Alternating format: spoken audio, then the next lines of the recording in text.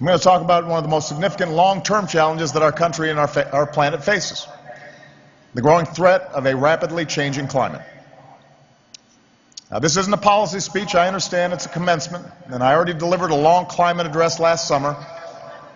I remember because it was 95 degrees, and my staff had me do it outside, and I was pouring with sweat as a visual aid. And since this is a very educated group, you already know the science. Burning fossil fuels releases carbon dioxide. Carbon dioxide traps heat. Levels of carbon dioxide in our atmosphere are higher than they've been in 800,000 years. We know the trends. The 18 warmest years on record have all happened since you graduates were born. We know what we see with our own eyes. Out west, firefighters brave longer, harsher wildfire seasons. States have to budget for that. Mountain towns worry about what smaller snowpacks mean for tourism. Farmers and families at the bottom worry about what it will mean for their water. In cities like Norfolk and Miami, streets now flood frequently at high tide. Shrinking ice caps have National Geographic making the biggest change in its atlas since the Soviet Union broke apart.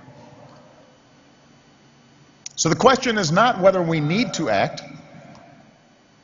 The overwhelming judgment of science, accumulated and measured and reviewed over decades, has put that question to rest.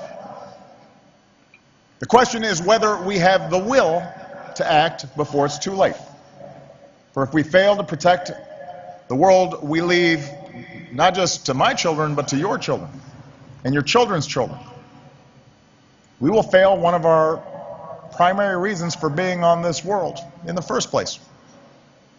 And that is to leave the world a little bit better for the next generation. Now, the good news is you already know all this. UC Irvine set up the first Earth System Science Department in America.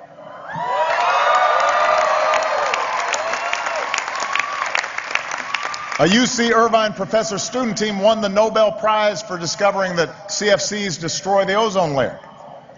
A UC Irvine glaciologist's work led to one of last month's reports showing one of the world's major ice sheets in irreversible retreat. Students and professors are in the field working to predict changing weather patterns, fire seasons, and water tables, working to understand how shifting seasons affect global ecosystems, to get zero-emission vehicles on the road faster, to help coastal communities adapt to rising seas.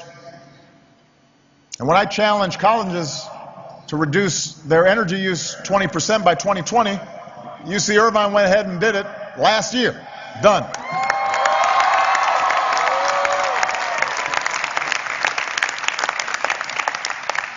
So UC Irvine's ahead of the curve. All of you are ahead of the curve. Your generation reminds me of something President Wilson once said. He said, "Sometimes people call me an idealist. Well, that is the way I know I am an American." That's who we are. If you need a reason to be optimistic about our future, then look around this stadium, because today in America, the largest single age group is 22 years old. And you are going to do great things. And I want you to know that I've got your back. Because one of the reasons I ran for this office was because I believed our dangerous addiction to foreign oil left our economy at risk and our planet in peril. So when I took office, we set out to use more clean energy and less dirty energy and waste less energy overall. And since then, we've doubled the distance our cars will go on a gallon of gas by the middle of the next decade. We've tripled the electricity we harness from the wind, generating enough last year to power every home in California. We've multiplied the electricity we generate from the sun 10 times over. And this state, California, is so far ahead of the rest of the country in solar that earlier this year, solar power met 18% of your total power demand one day.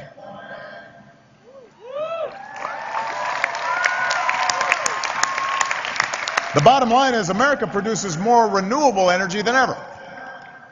more natural gas than anyone.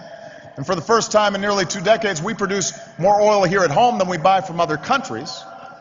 And these advances have created jobs and grown our economy and helped cut our carbon pollution to levels not seen in about 20 years. Since 2006, no country on earth has reduced its total carbon pollution by as much as the United States of America.